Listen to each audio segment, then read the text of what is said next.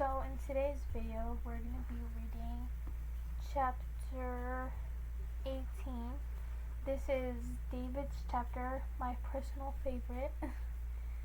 As I've said in a couple videos, but I'm just saying it. I hope you guys are comfortable throughout this video. Go grab your book to follow along. Go grab coffee, chips, whatever you want to eat or to drink or do. Whatever you're watching this video to help you with. I hope you enjoy either way. So let's just get on to the video. Chapter 18. I stand on 12th Street in New York City and eat the most wonderful slice of pepperoni pizza ever created. From a place called Zazzy. I'm free. I don't think I believe it yet. I don't either. Do you know that feeling when a dream gets weird, good weird, in this case, and suddenly, right in the middle of your nocturnal voyage, you realize that you may indeed be asleep, dreaming, and you fear you are going to wake up, and so you try desperately to stay asleep, clinging tightly to the images in your head, even as they fade away. That's me every single time I'm asleep and I find myself daydreaming or even dreaming at night. It's just so fun, especially when it's a good dream. And when it's a bad dream, I see a whole bunch of it might trigger something to you guys, but I see a whole bunch of skeletons, death around me. It's just not a good thing. That might be a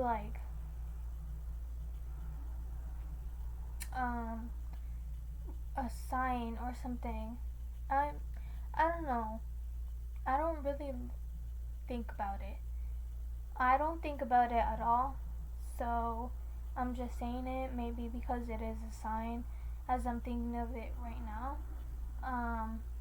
But whenever I have bad dreams, it's always death around me. Or I'm either running away from something that has a hammer, or that's trying to cause something. And I know that's not good, but at least I know that I have God and San Judas above me, which are my protection, and I also have La Virgencita. If you guys are Spanish speakers, you guys would know. I don't know how they're called in English. I just know how they're called in Spanish. God, I obviously know him in English and in Spanish, but the rest I only know their names in Spanish. That's how I grew up. My household is Spanish speakers, and my brother's an English speaker. He's trying to learn a little bit more Spanish, so it's just hard for us. I feel like I'm more fluent, or not more fluent, but I feel like I know more English than Spanish, but I'm trying to perfect both languages. That is what I've been experiencing for the past few hours. I am terrified that soon my eyes will open and I will be back in Briggs instead of standing on this urine scented a smell I welcome because you supposedly don't have sense in your dream city street. I stand across the street from where Harriet Winchester, aka Hildy Winslow, now resides. I escaped today. It boggles my mind. Less than 24 hours ago, a prison guard at Briggs tried to murder me. Then, when it seemed that I, the victim, would be blamed for the attack, Philip and Adam broke me out. The crazy events of the day, all in the same day that is still ongoing, come hurtling me. I try to volley them away and focus on the task at hand. Hildy Winslow had lied on the stand and helped convict me. The answer to why is my first step is rescuing my son. rescuing my son. Every time I think about that phrase, I need to bite down and fight back the tears and remind myself of what's at stake. Before Rachel's visit, my son was dead, murdered perhaps, even by my hands. Now I believe the total opposite. Matthew is alive and I've been set up. Why now? I had no idea. One step at a time. The first step is Hildy Winslow. After I rolled out of Philip's car at the outlet mall, I called Rachel to pick me up. Oh, okay. So Rachel is lying. She was at a diner. I'd explained to her where to go and where to be. Meanwhile, I headed into the employee parking lot. The stores were just opening, so most employees were beginning their shifts. Rachel, I knew, was from New Jersey when the cops put in an APB on her car. That's what they would be focused on, New Jersey license plates in Maine. I found a beat-up Honda Civic with screws loose enough to take both license plates. Would the owner notice? Probably not for a while. Most people don't check to make sure the license plates are still in. But even so, even if Mr/Mrs. Beat Up Honda noticed, it would be hours from now after their shift. We would have the head start we needed. Rachel had wisely done as I asked. Maxed out all her credit cards at ATM machines. She used 3 credit cards, two with an $800 maximum, one with a $600 maximum, along with the money the Mackenzies had given me. I was financially flush enough to last a while anyway. The police would at some point figure out where Philip had really dropped me off. Philip's story, whatever he concocted, wouldn't hold water for more than a day or two. Once Rachel had arrived at the back of the outlet mall's parking lot where I was hiding, I hopped in and told her to just keep driving. 2 miles later, we spotted a closed down restaurant. I told Rachel to pull in behind it. When we were out of sight, I quickly switched out the license plates so that her white Toyota Camry, one of the most common cars in the world, now had Maine license plates. What now? Rachel asked me. I knew that manhunt would be a massive and immediate, but I also knew that law enforcement is not all-consuming or all-encompassing. The key to any plan was to have a goal. I had one: find my son. Period. The end. That was my sole focus. So what did that mean in a practical sense? Follow any lead? The biggest one I had, the only one, was Hildy Winslow.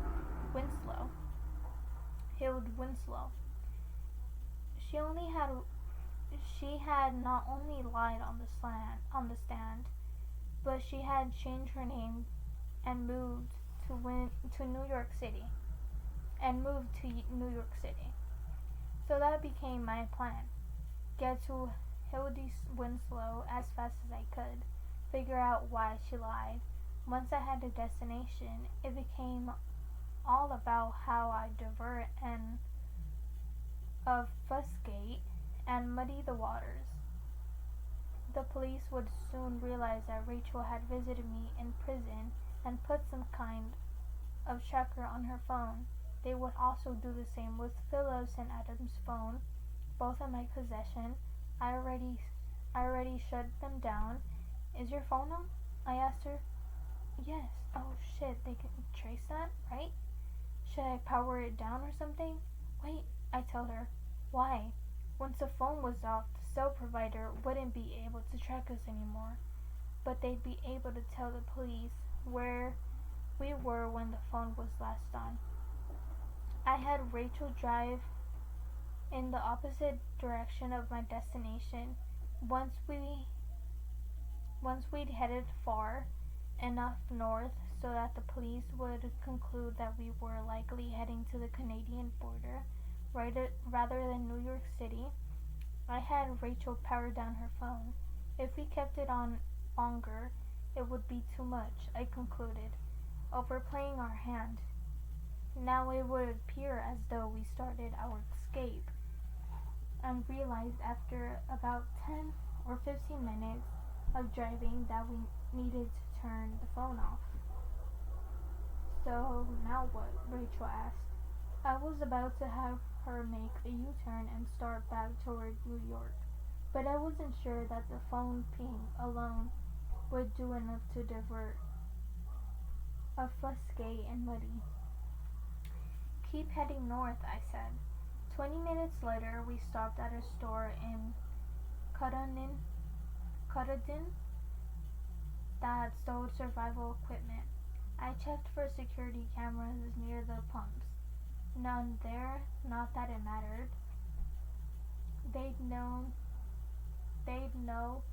that I was here. Rachel filled her car while I was shopping, quickly and not conspicuously, or so I hoped. Bought survival equipment, that kind of stuff I assumed people used to hike and camp for an extended period of time. I paid for all of it with the MasterCard Adam said he would forget to cancel. I figured the police would still find out about the card, but it might take a little longer. If not when the full APB hit, the old man who rang me up would remember my face. That was okay too. With his deed won, Rachel and I headed north for another half a mile just in case someone around and driving south. Just in case someone asked eventually which way the car had gone before turning around and driving south. We found a Salvation Army donation bin behind an office complex on the outskirts of Boston. I dumped the survival gear in it according to a sign on the donation box. The next pickup was 4 days away, 4 days away. Good. If somehow the Salvation Army got suspected of the stuff or called the police, it wouldn't matter. Even if they found us on CCTV up here, so what? We'd be long gone. I just hoped the authorities would buy that I was hiding in the woods. We then turned around and started the long drive south at a pharmacy near Milford, Connecticut. I stayed in the car while Rachel brought me a burner phone, clippers, shaving gear, and glasses with the lowest prescription possible. She ended up choosing sunglasses that lightened when you were outside. Perfect.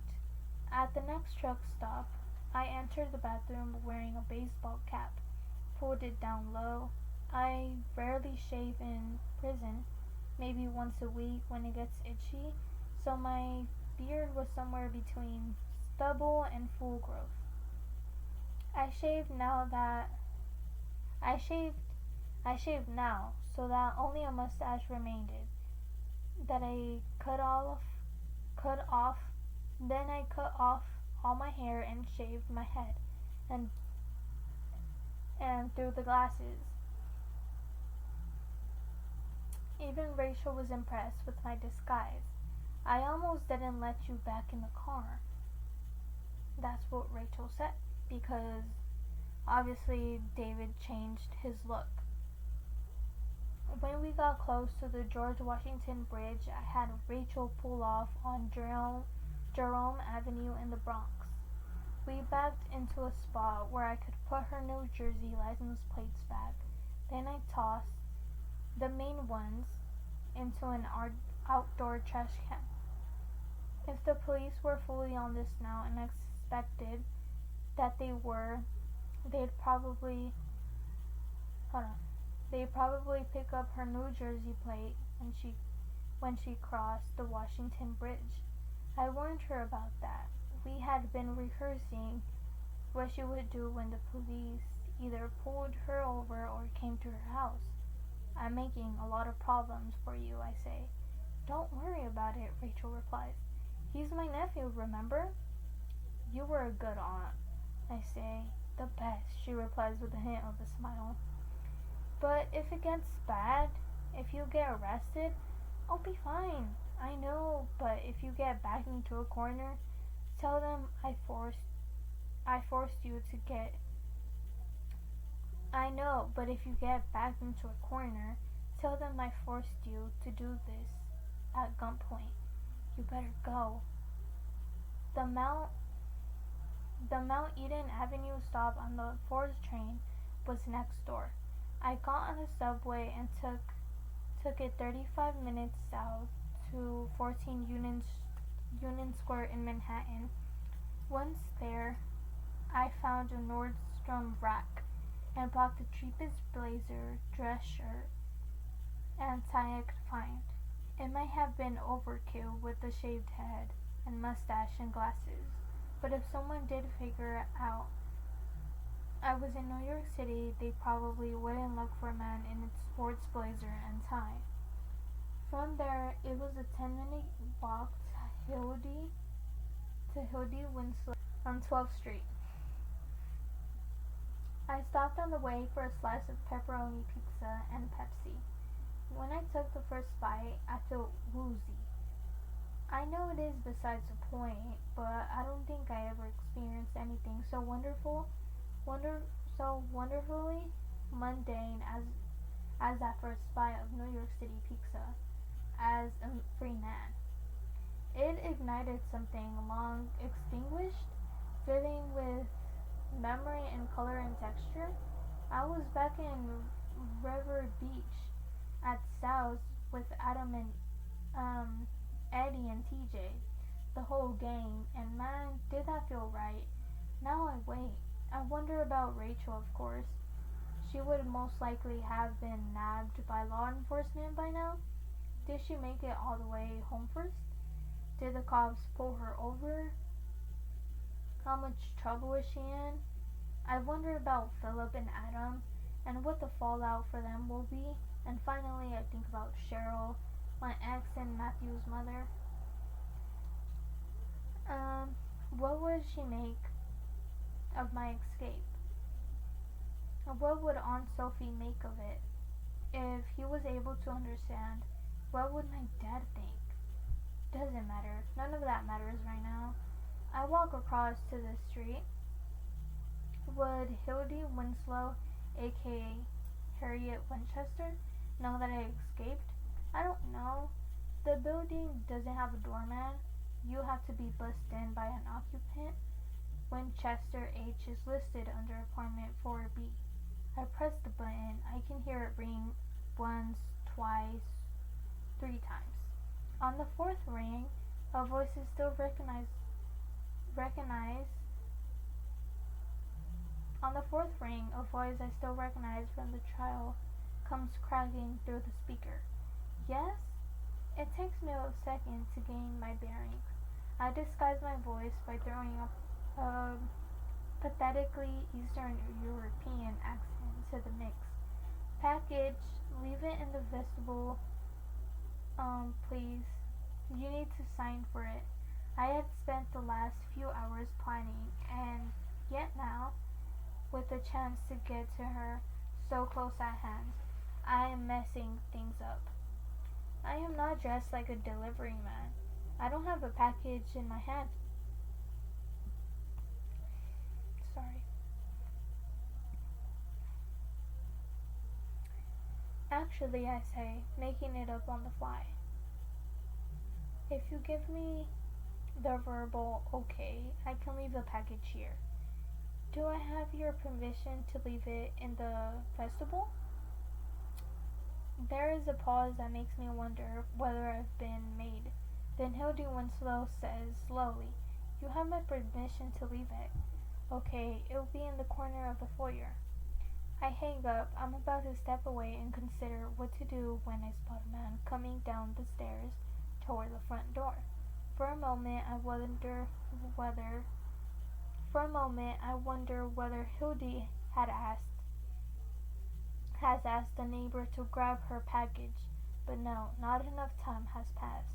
As he pushes the door open, I put the phone back to my ear and say, "Okay, I'll bring it up to you. I'll bring it up to your apartment now." I needn't have bothered with the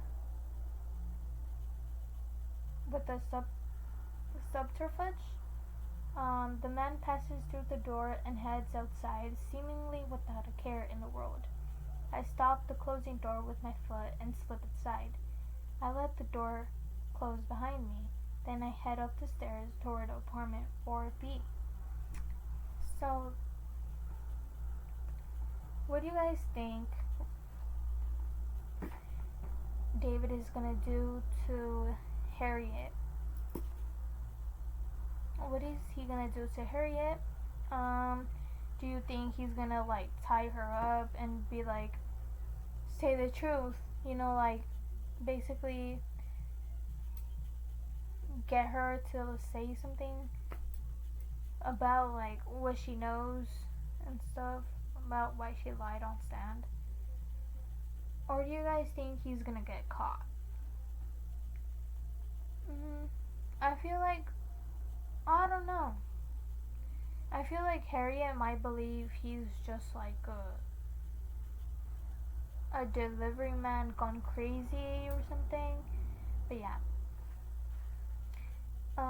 So what do you guys think? Just leave that down in the comments and I will reply to you. Yeah, go check out my last videos. Leave those with a like, a comment. So don't forget to subscribe to this channel as well. God bless you all. I will see you guys next time for the next chapter, or not the next chapter, sorry. This chapter is actually onto another part, but it's later on, so I'm gonna leave this video right here because it's already 24 minutes. So yeah, bye guys.